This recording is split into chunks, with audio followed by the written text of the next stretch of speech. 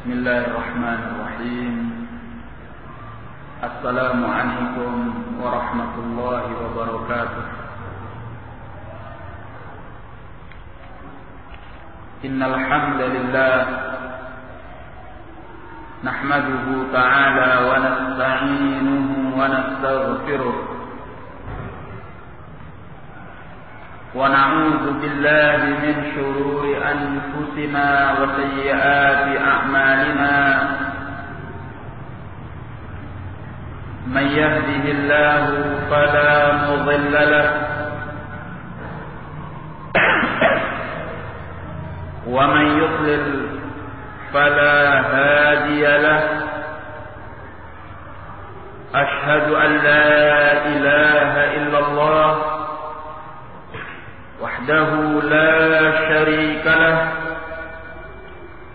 wa ashhadu anna Muhammadan abduhu wa rasuluh. Amma ba'd. فيقول ربنا تبارك وتعالى: يا أيها الذين آمنوا اتقوا الله حق تقاته ولا تموتن إلا وأنتم مسلمون. يا أيها الذين آمنوا اتقوا الله وقولوا قولا سديدا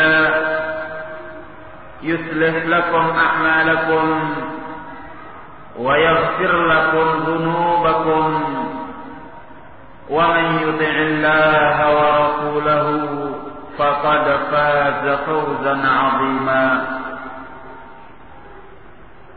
يقول نبينا عليه الصلاة والسلام: فإن أصدق الحديث كتاب الله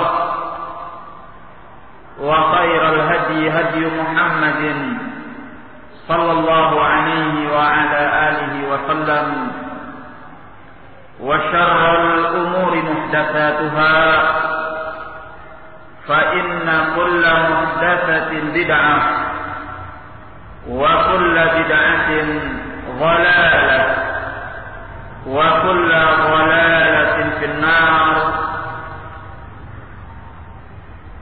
Ikhwani fid din, rahimani wa rahimakumullah. Dalam kesempatan yang berbahagia ini, tak lupa kita memanjatkan segala puji dan syukur kepada Allah Jalla wa Ala, yang mana pada sore hari ini dengan segala limpahan nikmat dan karunia Allah kita kembali dipertemukan olehnya. Kemudian semoga selawat dan salam tercurahkan kepada Nabi kita Muhammad sallallahu alaihi wa ala alihi wasallam, kepada keluarganya, sahabatnya, dan orang-orang yang mengikuti beliau dengan baik sampai hari kemudian nanti.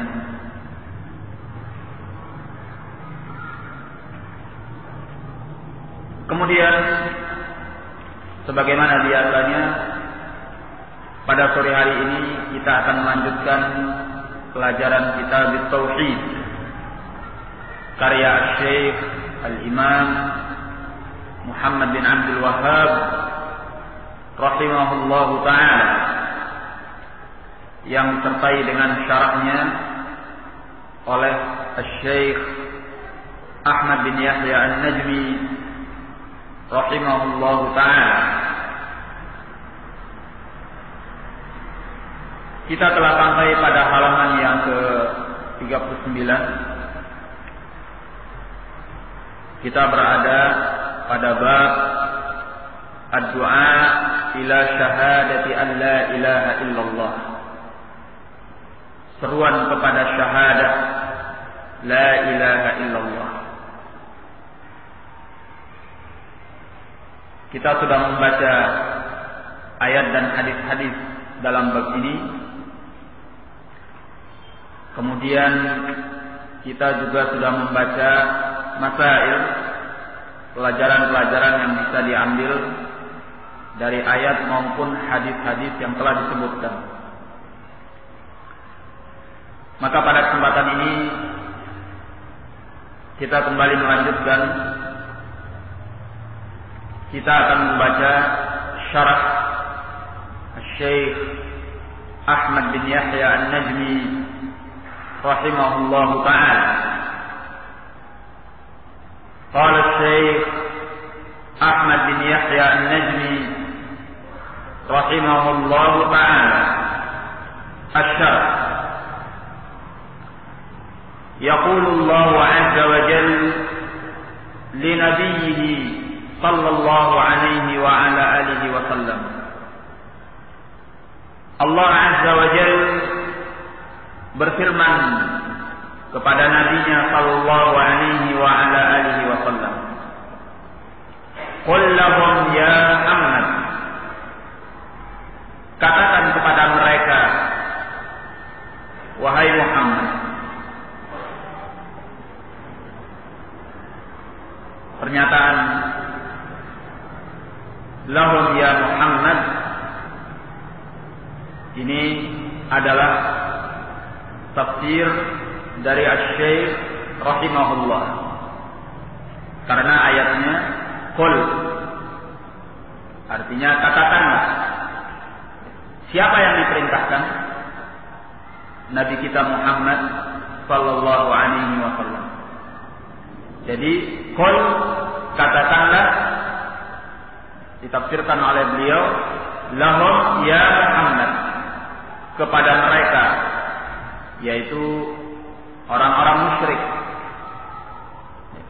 Wahai Muhammad, hadhihi sabili, inilah jalanku.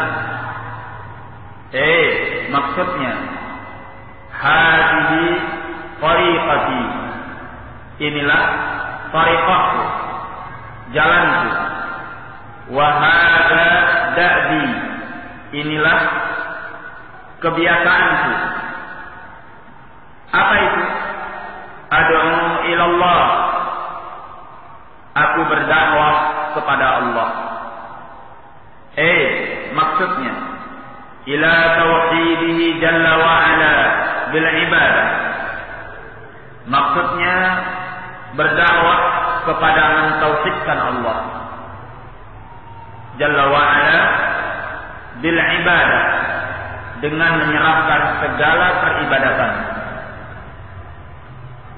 Wa nafsi kulli ma yud'a min duni, dan membuang semua apa yang didoakan dari selain Allah. Artinya membuang segala yang diibadahi dari selain Allah. Sawa'an kanu anbiya aw salihin aw ahjaran aw asnaman aw ghaira dzalik. Apakah yang diibadahi dari selain Allah itu adalah para nabi, atau orang-orang yang saleh, atau bebatuan, atau pepohonan, atau yang selain itu? Artinya bahwa di sini tidak dibedakan apakah yang dipanjatkan doa kepadanya, yang diibadahi dari selain Allah itu adalah para nabi, orang-orang saleh, bebatuan, pepohonan, atau apa saja, hukumnya sama, yaitu hendaknya dilenyapkan, dihilangkan di dalam mentauhidkan Allah tabaraka wa ta'ala. Sehingga tidak bisa dikatakan bahwa syirik kalau kita menyembah batu, syirik kalau kita menyembah pepohonan. Tapi kalau kita minta sama nabi, minta sama orang yang saleh, minta kepada seorang wali, laisa bisyirik. dianggap bukan syirik. Ini tidak benar. Karena yang namanya syirik, segala sesuatu yang diibadahi dari selain Allah. Ya. Apakah itu nabi, orang saleh, bebatuan, pepohonan, atau apa saja. Lianna Allah Azza wa Jalla huwa alladhi khalaqana wa huwa alladhi yarzuquna wa yudabbiru umurana. Karena bahwasanya Allah Azza wa Jalla dialah yang telah menciptakan kita. Dia yang telah memberi rezeki kepada kita. Dia yang telah mengatur segala urusan kita. Wa huwa alladhi nufusuna biyadihi wa qulubuna baina asabi'ihi. Dialah zat yang jiwa-jiwa kita berada di tangannya dan hati-hati kita berada di antara jari jemarinya. Ini adalah tauhid ar-rububiyah. Ya. Kalau kita menyadari, kita mengakui bahwa Allah yang telah menciptakan kita, Allah yang telah memberi rezeki kita, Allah yang telah mengatur segala urusan kita, bahwa jiwa kita berada di tangannya, hati kita ada di antara jari jemarinya. Setelah itu apakah kita pantas untuk menyerahkan peribadatan kepada yang selain Allah? Jawabannya tentu tidak. Ya.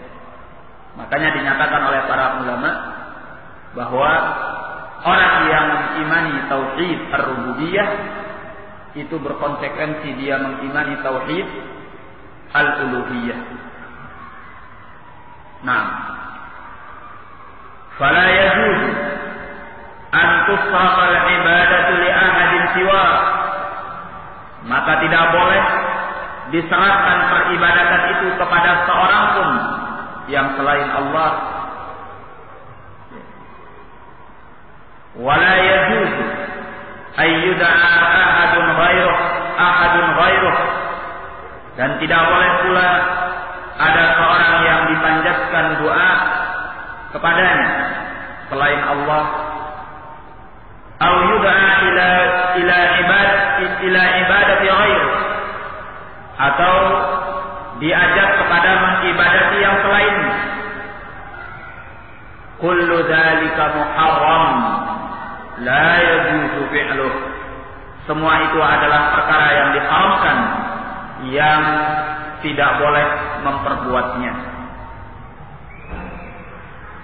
Di kalangan manusia saja, jikalau seandainya ada seorang yang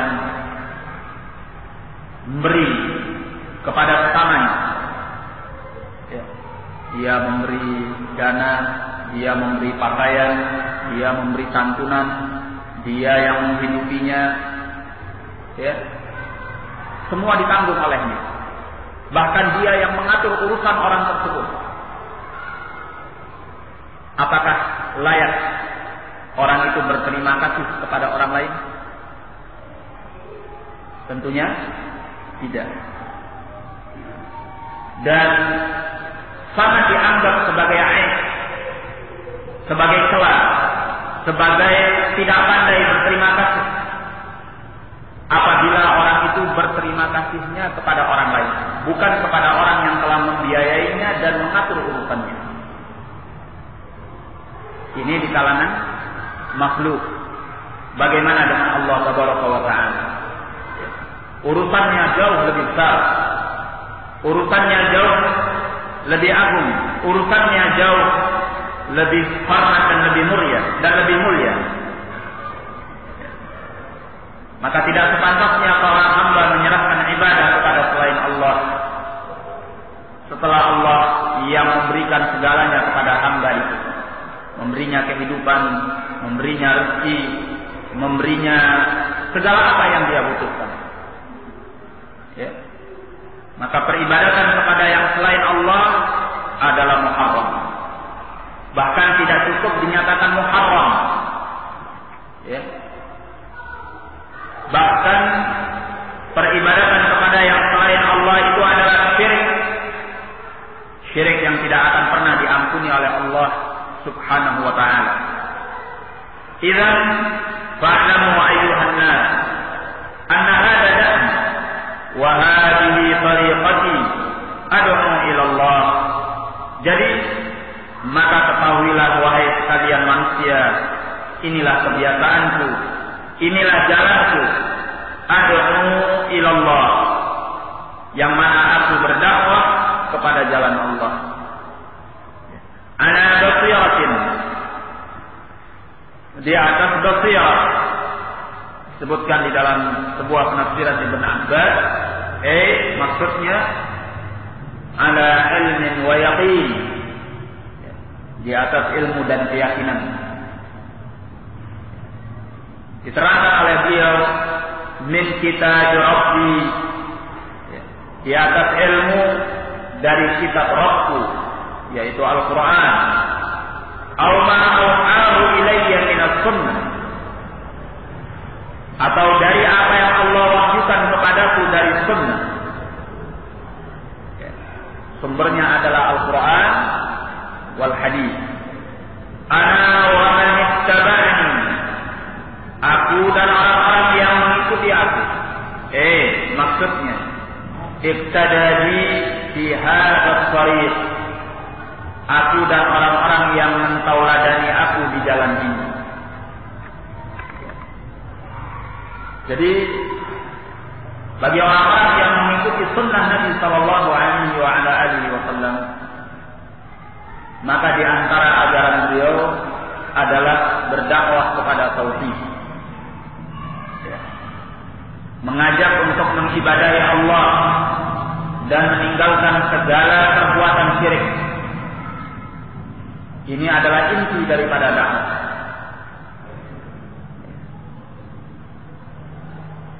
Ini yang semestinya diperhatikan oleh kaum muslimin. Ini pula yang semestinya banyak didakwahkan, banyak didengungkan, banyak dipelajari, banyak dikajikan oleh kaum muslimin. Karena tauhid itu adalah semulia-mulia akhlak. Karena tauhid adalah akhlak kepada Allah Jalla wa'ala. Maka sebelum kita berakhlak kepada manusia dengan akhlak karimah, maka perbaikilah akhlak kita kepada Allah. Bagaimana akhlak kepada Allah? Yaitu mentauhidkan Allah Tabaraka wa Ta'ala. Kalau hubungan kita dengan Allah baik, akhlak kita kepada Allah baik, maka akan menjadi perkara yang sudah lumrah, yang akan menjadi konsekuensinya, yaitu akhlak kita kepada sesama makhluk akan baik. Ketidakbaikan akhlak kita kepada sesama makhluk berangkat karena kita orang yang tidak berakhlak kepada Allah. Hubungan kita yang kurang dengan Allah, ini akan berdampak jeleknya hubungan kita dengan makhluk. Oleh karena itu, ikhwan fiddin rahimani wa rahimakumullah, jikalau seandainya kaum muslimin mau mempelajari tauhid dengan baik, mengamalkan tauhid dengan baik, niscaya kita akan mendapatkan orang-orang yang beriman dengan akhlak-akhlak yang mulia di tengah-tengah mereka. Maka dekadensi moral yang terjadi di tengah-tengah kaum muslimin itu bisa dipastikan karena kemerosotan moral mereka terhadap Allah. Kalau seorang tidak lagi bermoral dengan Allah, maka bagaimana dia bisa diharapkan bahwa dia bermoral dengan makhluk? Kalau ingin membangun suatu generasi yang berakhlak, yang bermoral, membangun generasi yang hidup di dalam kesejahteraan, kedamaian, penuh cinta kasih, saling harga menghargai, saling hormat menghormati,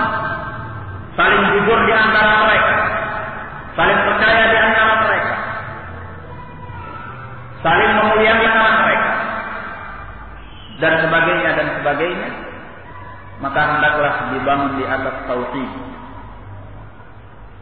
Ya. Nah, tanpa tauhid maka akhlak kepada manusia itu akan runtuh dengan sendirinya. Barakallahu fikum. Oleh karena itu, ikhwani fiddin rahimani wa rahimakumullah, jalan yang diambil oleh Nabi kita Muhammad sallallahu alaihi wa ala alihi wasallam adalah jalan tauhid. Ya. Supaya para pengikutnya berakhlak dengan Allah tabaraka wa taala dengan sebaik-baik akhlak. Kemudian tidak diragukan lagi bahwa mereka akan berakhlak kepada sesama makhluk dengan sebaik-baik akhlak. Orang yang sudah cinta kepada Allah, yang besar di dalam hatinya rasa pengagungan kepada Allah, yang besar di dalam jiwanya rasa takut kepada Allah, maka dia tidak akan berbuat yang memalukan di kalangan makhluk. Dia tidak akan berdusta, dia tidak akan melakukan kezaliman, dia tidak akan merampas hak orang lain, dia tidak akan berbuat jahat kepada saudaranya. Ya. Dia akan berbuat sebaik-baiknya di kalangan makhluk. Kenapa? Karena hubungan dia dengan Allah cukup baik. Ya. Karena dia tahu bahwa berakhlak karimah di kalangan makhluk adalah bahagian daripada syariat Allah. Nah, ikhwan fiddin rahimani wa rahimakumullah, apa yang telah kita jelaskan ini adalah di antara keutamaan at-tauhid. Maka jalan yang diambil oleh Nabi sallallahu alaihi wa ala alihi wasallam adalah jalan tauhid. Kemudian kata beliau, wa an Ibnu Abbas radhiyallahu anhuma anna Rasulullah sallallahu alaihi wasallam lamma ba'atha Mu'adhan ila al-Yaman qala lahu innaka ta'ti qauman min ahli al-kitab. Dari Abdullah bin Abbas radhiyallahu anhuma bahwasanya Rasulullah sallallahu alaihi wa ala alihi wasallam mengutus Mu'adh ke negeri Al-Yaman. Beliau berkata kepadanya, innaka ta'ti qauman min ahli al-kitab. Sesungguhnya engkau akan mendatangi suatu kaum dari kalangan ahli kitab. Falyakun awwala ma tad'uhum ilaih syahadatu an la ilaha illallah. Maka hendaklah yang pertama engkau dakwahkan kepada mereka adalah syahadat la ilaha illallah. Wa fi riwayatin, dalam sebuah riwayat, ila ayyi wahidullah, hendaklah engkau dakwahkan mereka agar mentauhidkan Allah. Wa hadhihi syahadah hiya muqtadha tauhid. Persaksian ini adalah kandungan tauhid, yaitu tidak ada sembahan yang berhak diibadahi kecuali Allah. Karena innaha tahtawi ala nafyin wa isbatin, karena syahadat itu mengandung peniadaan dan penetapan. Peniadaan tidak ada sembahan yang benar, sedangkan penetapan adalah pernyataan kecuali Allah. Fala ilaha illallah, la ma'budu bihaqqin ghairullah azza wa jalla. Maka la ilaha illallah, yaitu tidak ada sembahan yang benar selain Allah azza wa jalla. Illallah tusbitul ibadata lillahi wahdah. Pernyataan kecuali Allah ini menetapkan peribadatan hanya untuk Allah saja. wa annahu al-munfarid bil uluhiyyah duna siwa, dan bahwasanya dia adalah yang maha esa dengan segala peribadatan duna siwa, tanpa yang selainnya.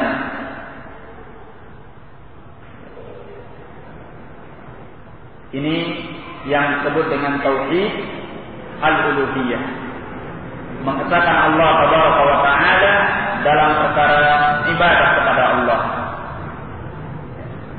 Tauhid al-uluhiyah ini mendapat perhatian khusus dikarenakan banyaknya orang-orang yang menyimpang dalam perkara al-uluhiyah.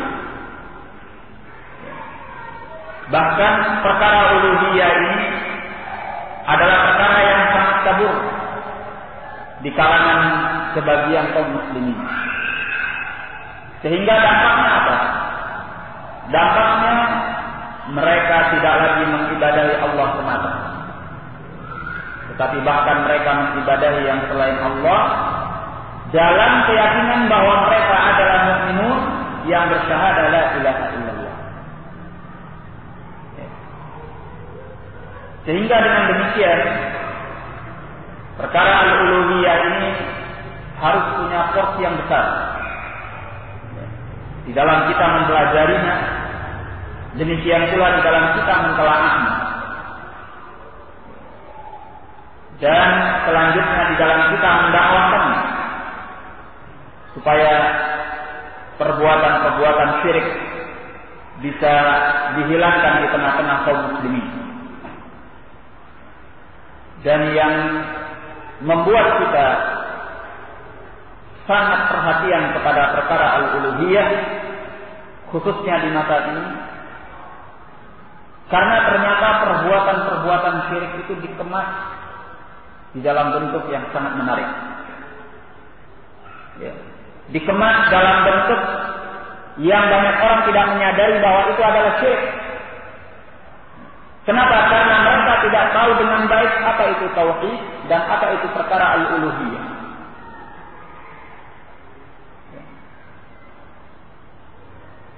Mungkin kita bisa tanya kepada banyak orang, ya. Mungkin bisa dalam bentuk pertanyaan sambil lalu, kalau itu bukan sesuatu yang dianggap serius oleh mereka,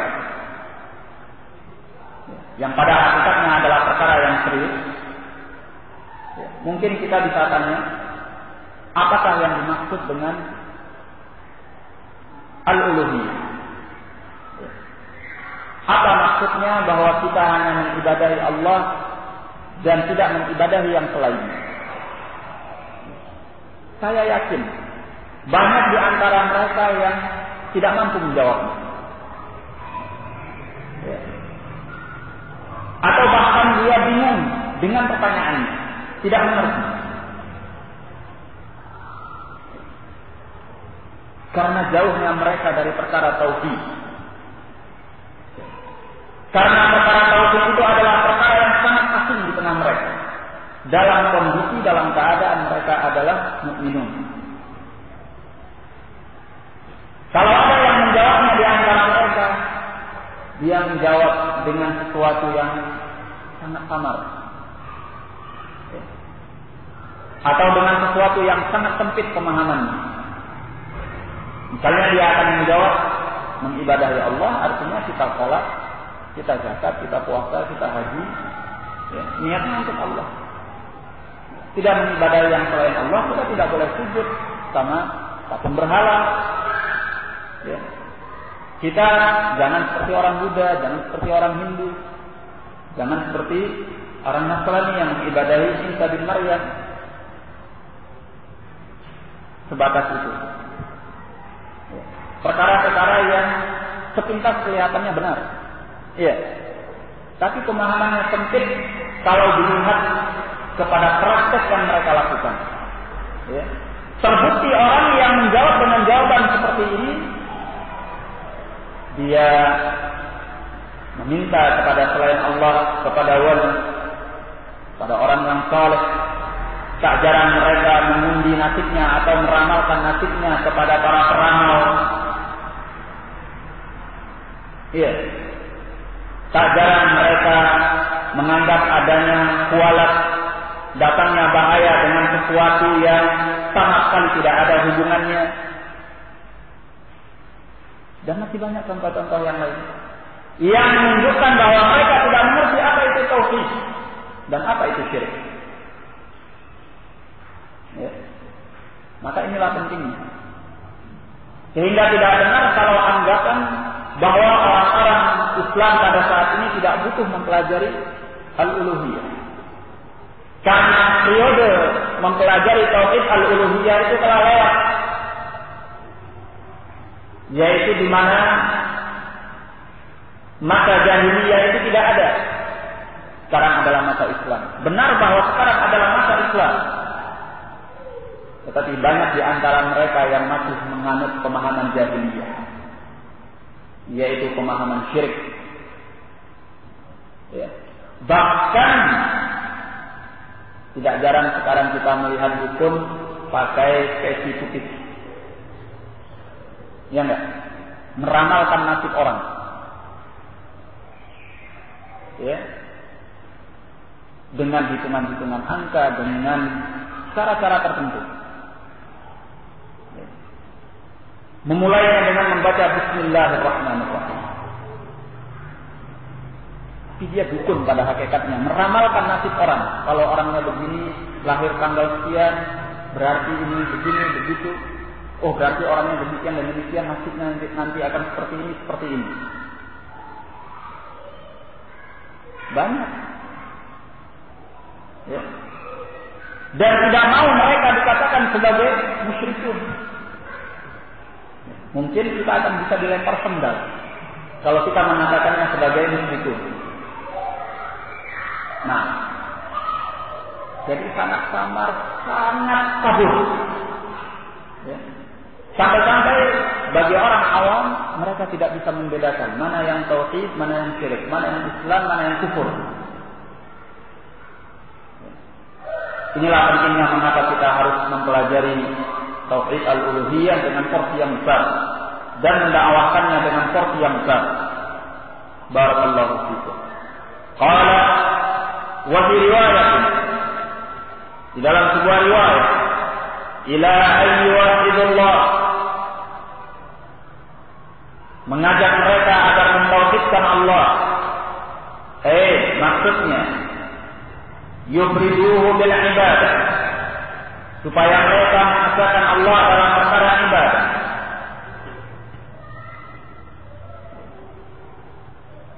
Jadi mengesahkan Allah dalam perkara ibadah. Tidak sedikit di kalangan manusia mengesahkan Allah yang mereka pahami adalah persis seperti yang dipahami oleh orang-orang musyrik Quraisy. Apa itu? Mengesahkan Allah itu artinya kita meyakini Allah yang mencipta kita, Allah yang memberi rezeki kita, Allah yang mengatur kita. Tidak ada yang selainnya. Ya. Adapun dalam perkara ibadah, ini yang mereka tidak memahaminya sama sekali. Ya. Sehingga mereka gampang terjerat dengan jerat-jerat perbuatan syirik. Belum lagi ada pernyataan ketuhanan yang Maha Esa.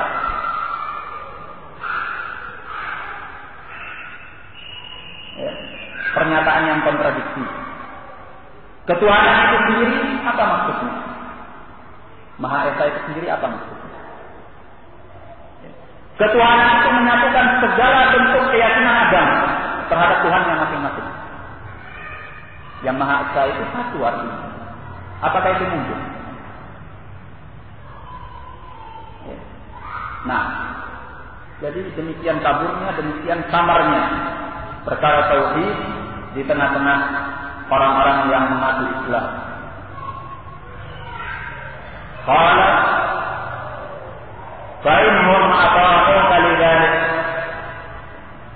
jika mereka mentaati engkau dalam perkara itu, untuk perkara itu, wa fi riwayatin, dalam sebuah riwayat, fa innahum ata'u laka dzalik, jika mereka mentaati engkau dengan perkara itu, maksudnya wasafuka alaih, mereka mencocokimu atasnya, wa qabiluhu minka wa amilu bihi, mereka mau menerimanya daripadamu dan mereka mengamalkannya.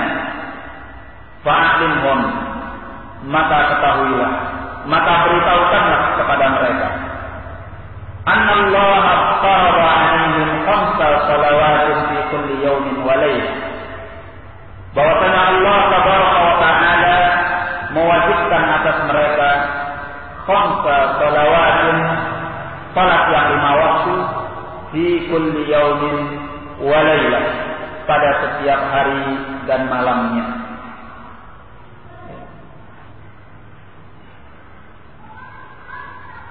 Di sini ada perkara penting yang harus kita ingat, di mana tauhid itu adalah perkara batin.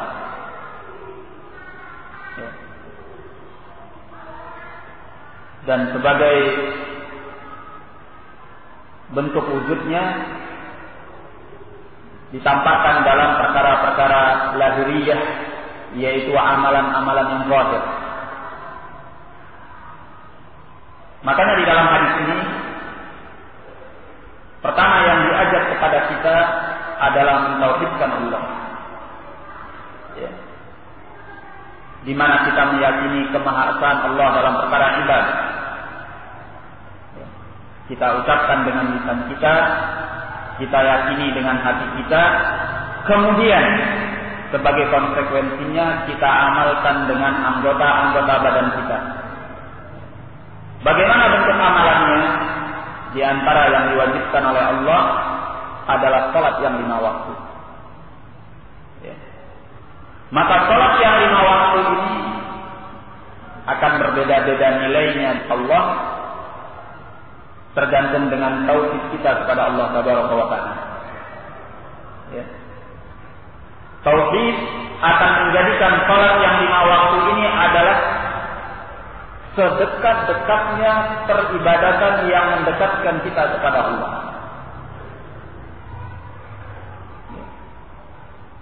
Dan tanpa tauhid, menjadikan salat yang 5 waktu ini adalah ajang di mana kita menuai murka Allah Tabaraka wa Ta'ala.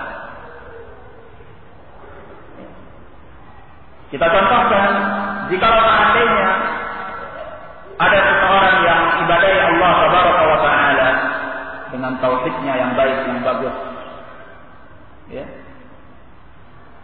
dia mengibadahi Allah dengan melaksanakan salat dalam keadaan dia cinta dan merindu kepada Allah, sehingga salatnya itu benar-benar khusyuk, benar-benar dia lakukan dengan baik, bacaannya, gerak-geriknya, benar-benar setiap apa yang dia lakukan di dalam salat itu dia merasakan kenikmatannya.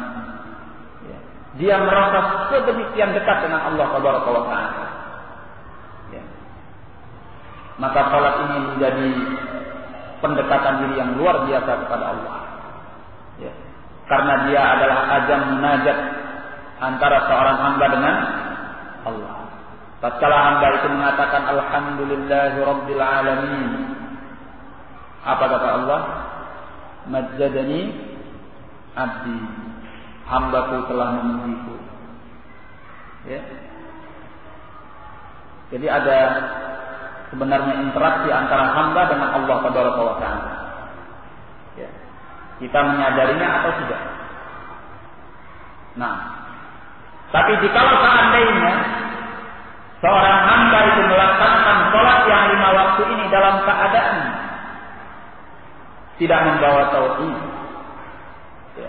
bahkan dia melaksanakannya dalam keadaan dia mengharapkan sesuatu dari selain Allah, maka ini adalah ajang dia menuai murka Allah Tabaraka wa Ta'ala. Dia ibadah tetapi dia dapat murka dari Allah. Seperti orang yang melaksanakan salat dengan niat riya. Bahkan orang yang kosong hatinya dari pendekatan diri kepada Allah, dari mentauhidkan Allah di dalam salatnya, maka salat ini tidak akan berpengaruh kebaikan. Inilah mengapa banyak orang yang salat tetapi salatnya la tanha 'anil fahsya'i wal munkar, tidak mencegah daripada perkara-perkara yang jelek dan munkar. Padahal salat itu dinyatakan di dalam Al-Quran mencegah daripada perkara yang keji dan perkara yang munkar. Kenapa? Karena orang yang melaksanakannya dalam keadaan hatinya kosong daripada tauhid. Dia tidak meresapi dan menghayati tauhid di dalam salatnya. Bagaimana dia sedang mendekatkan diri kepada Allah. Nah, sehingga salatnya hanya sekedar rutinitas dan gerak-gerik yang tidak mengandung makna. Allahul musta'an. Oleh karena itu, ikhwan fiddin rahimani wa rahimakumullah, semua itu harus dimulai dengan at-tauhid, kemudian barulah amalan-amalan zahir yang diajarkan di dalam Islam. Dinyatakan di sini kalau mereka telah menerima ajaran tauhid itu, maka beritahukanlah kepada mereka bahwasanya Allah telah mewajibkan salat yang 5 waktu pada setiap hari dan malam. Wa aku berkata, inna syahadata an la ilaha illallah la tuqbalu illa ma'a qarinatiha syahadati anna Muhammadan Rasulullah. Aku berkata, sesungguhnya persaksian la ilaha illallah tidaklah diterima kecuali bila disertai dengan gandengannya. Apa itu? Syahadah anna Muhammadan Rasulullah. Faman lam ya'ti bihima fa innahu la yu'addu musliman. Maka barang siapa yang tidak mendatangkan keduanya, maka dia tidak dianggap sebagai muslim. Illa idza jama'a ila wahdaniyatillahi wa taqarrubihi biha syahadata anna Muhammadan Rasulullah. Kecuali apabila dia menggabungkan kepada kemahaesaan Allah dan kemahatunggalannya,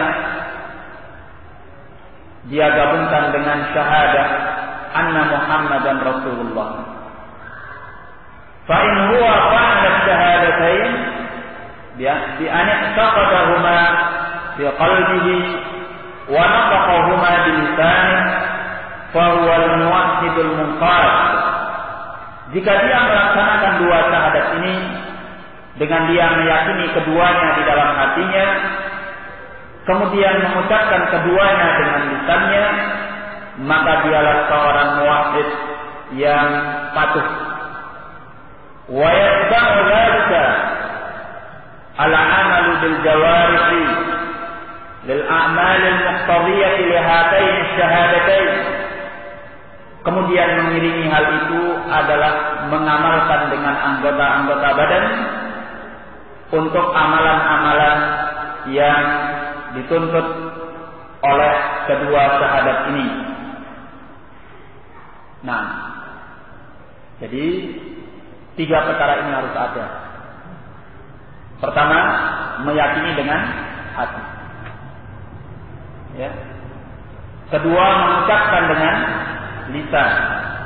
Yang ketiga, mengamalkan dengan anggota-anggota badan. Kalau hanya meyakini dengan hati, tidak pernah mau mengucapkan, fahadha kafir laisa muslim. Ya. Di mata Nabi sallallahu alaihi wasallam, sebagian pembesar-pembesar Quraisy itu bukan tidak mengakui kebenaran Nabi sallallahu alaihi wasallam. Ya. Mereka mengakui kebenaran ajaran tauhid. Bahkan sebagian mereka sempat mencuri-curi dengar untuk menyimak Al-Quran. sampai mereka meneteskan air mata. Ya. Tatkala sebagiannya bertemu dengan sebagian yang lain, mereka karena kecontakan dan kesombongannya menutup diri dan mengaku bahwa dia tidak sedang mendengar Al-Quran. Ya.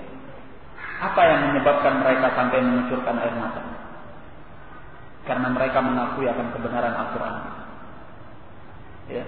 Ayat-ayat Al-Quran itu tidak seperti lantunan-lantunan syair yang dibuat oleh tangan manusia. Ya. Nah, barakallahu fikum. Jadi tidak cukup dengan keyakinan hati. Seorang harus mengucapkan dengan lisan. Makanya di mata Nabi sallallahu alaihi wasallam, setiap orang yang akan mau masuk ke dalam Islam diperintahkan agar dia mengucapkan la ilaha illallah wa anna Muhammadan Rasulullah. Baik. Demikian pula tidak cukup mengucapkan dengan lisan. Harus meyakini dengan hati. Orang yang hanya mengucapkan dengan lisan tanpa meyakini dengan hati disebut dengan munafik. Ya, disebut dengan munafik. Nah, dan juga harus mengamalkan dengan anggota-anggota badan. Karena amalan-amalan anggota badan itu adalah tuntutan daripada syahadat la ilaha illallah wa anna Muhammadan Rasulullah. Nah, qala wallati la tatimmu syahadatan illa bihima. Yang tidak akan sempurna dua syahadat kecuali dengan kecuali dengan amalan-amalan yang terkandung dari konsekuensi dua kalimat syahadat tersebut. Nah, wa min dzalika, di antara hal itu, yakni di antara amalan yang menjadi konsekuensi la ilaha illallah wa anna Muhammadan Rasulullah. Wa min dzalika ada'us shalah. Di antara hal itu adalah melaksanakan salat. Lihada qala, oleh karena ini beliau bersabda, fa inhum ata'uka lidzalik fa'alimhum anna Allah aftarada 'alaihim 5 shalawatin fi kulli yawmin wa lailah.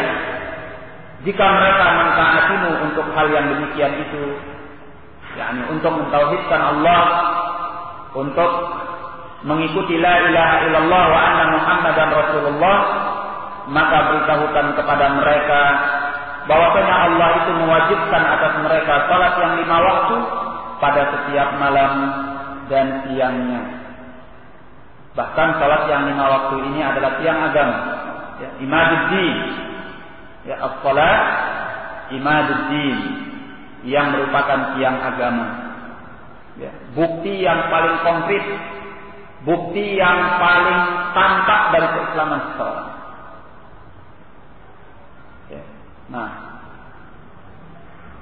oleh karena itu ikhwani fiddin rahimani wa rahimakumullah, seorang yang tidak melaksanakan salat dalam keadaan dia mengaku sebagai muslim, ini sangat dikhawatirkan keislamannya.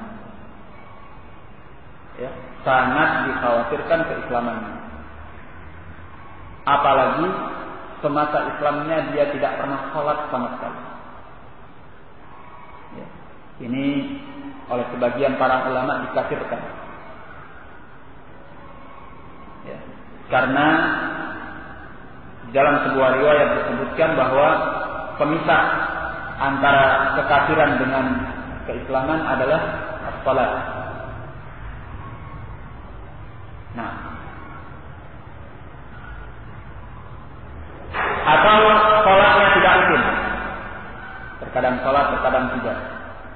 Lagi senang salat, lagi tidak senang tidak salat. Ya. Kalau sibuk tidak salat, kalau ada waktu salat. Ya. Kalau ada siaran langsung sepak bola tidak salat, kalau lagi longgar, tidak ada acara yang menarik, maka dia sholat. Orang yang seperti ini pada hakikatnya bangunan Islamnya telah runtuh atau tinggal puing-puing yang dikhawatirkan bahwa keislamannya adalah keislaman yang tidak diterima oleh Allah Subhanahu wa taala. Nah, barakallahu fikum. Jadi salat ini sangat menentukan di dalam tauhid dan di dalam Islam. Kita saja merasakan di mana kalau kita sedang naik imannya, kita sangat memperhatikan perkara salat. Ya. Tapi kalau kita sudah mengabaikan perkara salat sehingga salat kita keteter-keteter, ya, sering tinggal jamaahnya, sering kita lakukan di akhir waktu karena berbagai hal, ini sudah menunjukkan bahwa di sana ada cacat di dalam iman dan tauhid kita. Ya.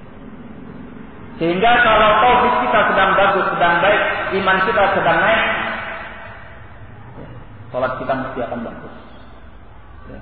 Bagus pelaksanaannya dari sisi gerak-geriknya, bacaannya, dan bagus pula dari sisi jamaahnya, dari sisi penjagaan waktunya. Nah, maka salat ini adalah tiang agama. Barang siapa yang memperhatikannya, maka dia telah memperbaiki agama. Qala wa aqul, saya katakan, al-khamsus shalawat, salat yang 5 waktu itu, hiya zuhur wal 'asr wal maghrib wal isya wal fajr. Zuhur, asr, maghrib, isya dan fajar, atau salat subuh. Wa qad amara Allah bil muhafazati 'alaiha. Allah telah memerintahkan untuk menjaga salat yang 5 waktu ini. Faqala, maka Allah berfirman, hafizu 'ala shalawati was salatil wusta wa qumu lillahi qanitin. Al-Baqarah ayat 238. Jagalah oleh kalian salat-salat, yaitu yang 5 waktu, dan salat yang pertengahan, dan berdirilah kalian untuk Allah dalam keadaan qunut. Ya. Al-qunut ini banyak maknanya. Jadi kalau kita diperintahkan untuk berdiri melaksanakan ibadah kepada Allah qanitin dalam keadaan qunut, di antara makna qunut yaitu seorang hamba terus-menerus di dalam ketaatan kepada Allah. Artinya kita melaksanakan salat itu secara terus-menerus, ya, tidak ditinggalkan. Atau bisa makna dari al-qunut adalah tulul qiyam, lama berdiri, dalam keadaan lama berdiri. Nah, jadi kita diperintahkan untuk berdiri bagi Allah, melaksanakan ibadah dalam keadaan al-qunut, di dalam ketaatan kepadanya, dan melaksanakannya dalam waktu yang cukup. Wal isyarah bil wusta ila annaha khamsun. Kemudian isyarah bahwa di antara salat itu ada yang pertengahan,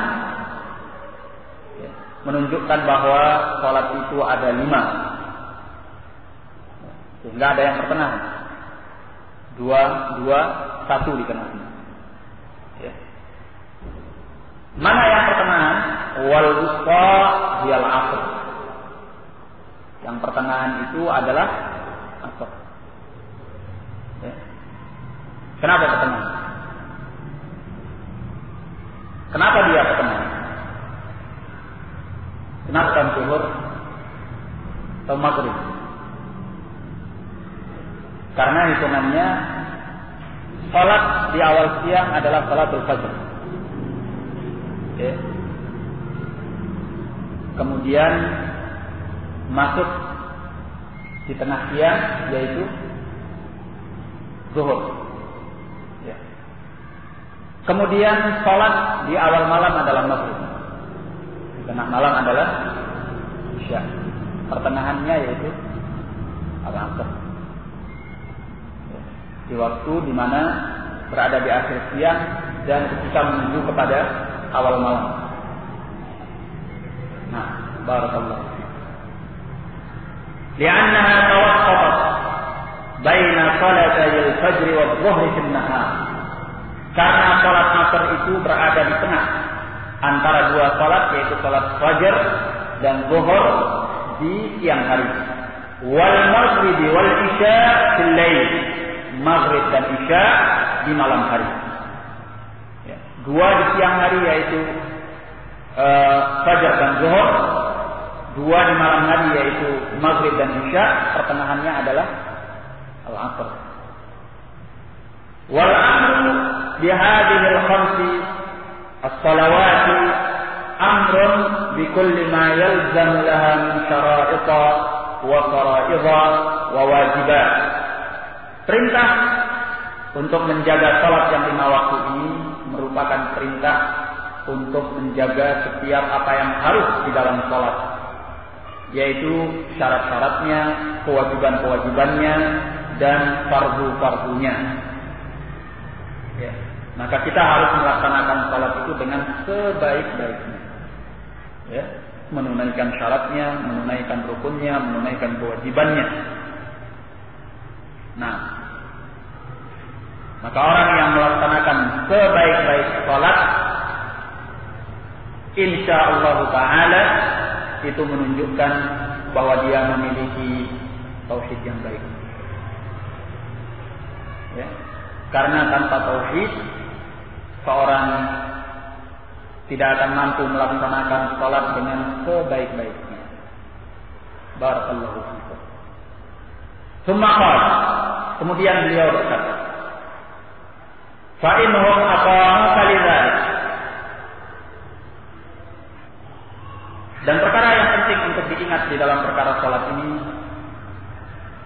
ikhwan fillah rahimani wa rahimakumullah, adalah menjaganya dengan kekhusyukan. Kita membutuhkan untuk salat dengan khusyuk, supaya di dalam salat itu kita benar-benar merasakan kedekatan kepada Allah Subhanahu wa taala. Dan perkara yang dibutuhkan di dalam khusyuk yang pertama kali adalah tauhid. Kemudian berikutnya apa? Kita mengerti akan bacaan-bacaannya dengan baik dari sunnah Nabi sallallahu alaihi wasallam. Kemudian kita mengetahui gerakan-gerakannya dengan baik dari sunnah Nabi sallallahu alaihi wasallam. Ya. Setelah itu, perkara yang dibutuhkan di dalam khusyuk adalah kita menghadirkan ihwar al-qalb, menghadirkan hati. Ya. Maka oleh para ulama al-qulub, di antara yang mereka ajarkan di dalam melaksanakan salat, yaitu sebelum kita memasuki salat, selesaikan segala urusan kita yang nanti akan menjadi pikiran di dalam salat. Ya. Karena kalau kita membawa ke dalam salat kita suatu perkara yang menjadi pikiran di dalam salat kita, maka salat kita tidak akan khusyuk. Nah, makanya Nabi sallallahu alaihi wasallam di dalam sunnahnya mengajarkan bagi orang yang berada di hadapan makanan untuk mengedepankan makannya baru salat. Kata beliau, la salata bi hadratit ta'am wala wa huwa yadfa'ul akhbathan. Tidak ada salat dalam keadaan makanan telah hadir di hadapannya. Sudah hadir. Artinya dia sudah berhadapan dengan makanan itu. Yang mana kalau dia salat jelas pikirannya akan tarik menarik antara salat dan makan. Wala wa huwa yasfahu al-akhbatan, dan tidak pula ada salat tatkala dia didorong oleh dua perkara yang jelek, yaitu dua buang hajat besar ataupun hajat kecil. Orang kebelit kencing atau orang kebelit buang air besar. Ini sholatnya tidak akan khusyuk. Bagaimana akan khusyuk? Dalam keadaan dia punya beban yang berat. Nah, menahan buang hajat itu bukan perkara yang ringan. Membuat kita akan membaca dengan tidak konsentrasi, pikiran kita melayang,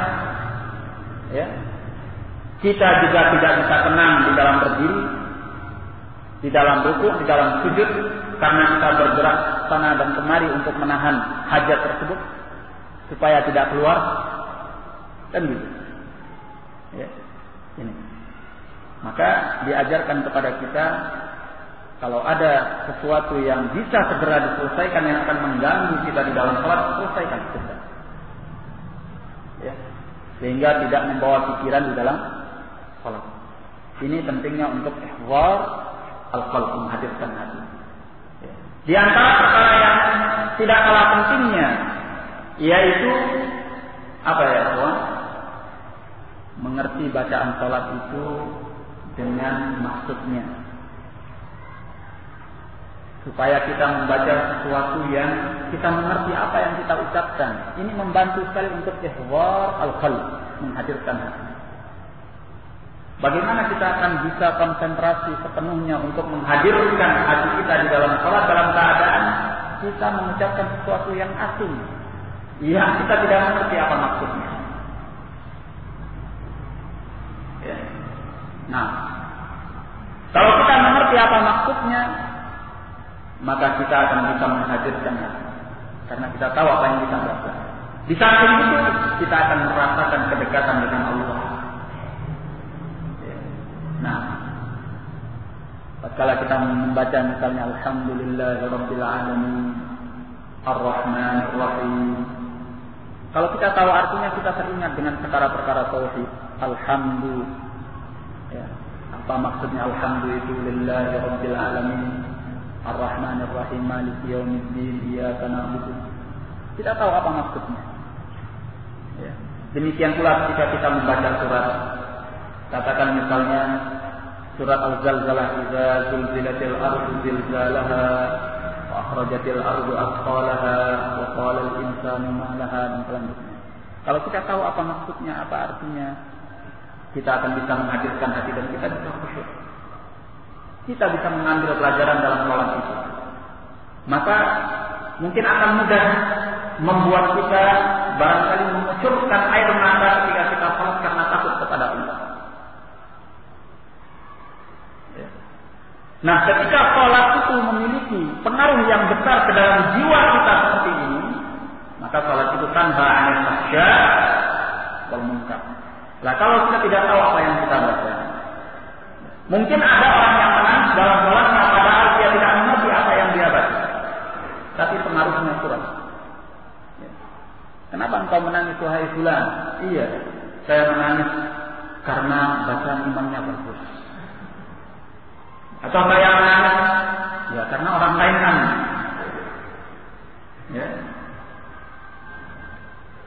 Atau kenapa engkau nangis? Saya nangis karena imamnya kelamaan.